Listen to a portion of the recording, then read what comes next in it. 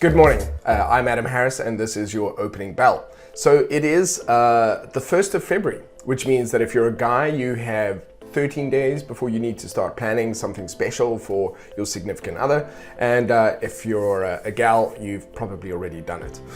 So let's talk about what's going on in the markets at the moment. In terms of economic calendar news for today, it's a biggie. So today is the first really big, heavy news-filled day this week.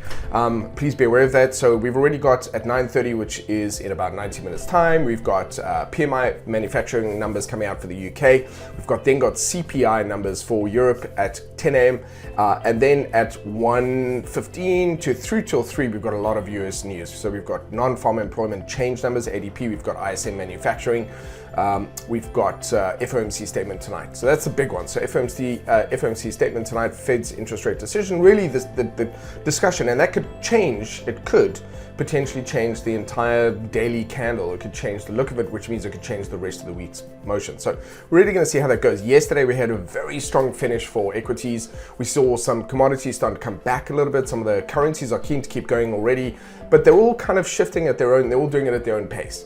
And this is a good thing, it's not a bad thing, but it also makes it trickier to track, because for the last year, everything has been driven just by the US dollar. It's not really happening so much anymore now. For example, we could see euro dollar wants to go higher today, sterling wants to go higher today, Aussie dollar is keen to keep going higher as well to strengthen against the US dollar. But then when we have a look at something like gold, it's coming down a little bit, silver is heading lower as well. Then we look at equities are climbing, they're quite strong. So there's some mixed performance out there, but that's okay.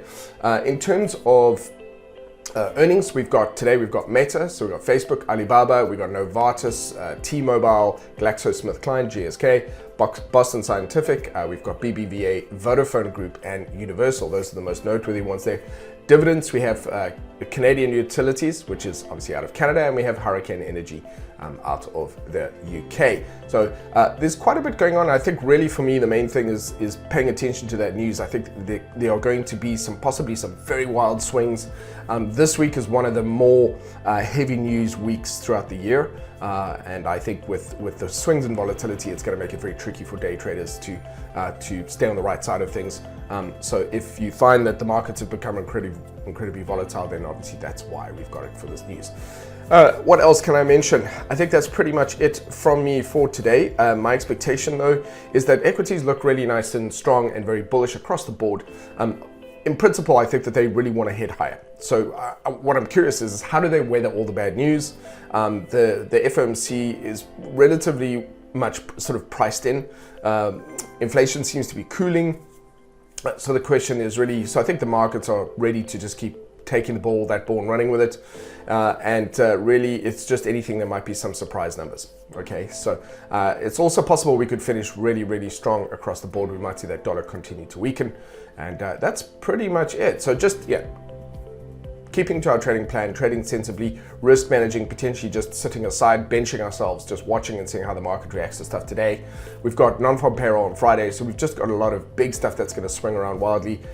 Swing traders, speaking of swing traders are probably going to prefer this type of setup because they're on the outside, they're really just trading the daily candles for the most part. Day traders are potentially going to find it quite choppy.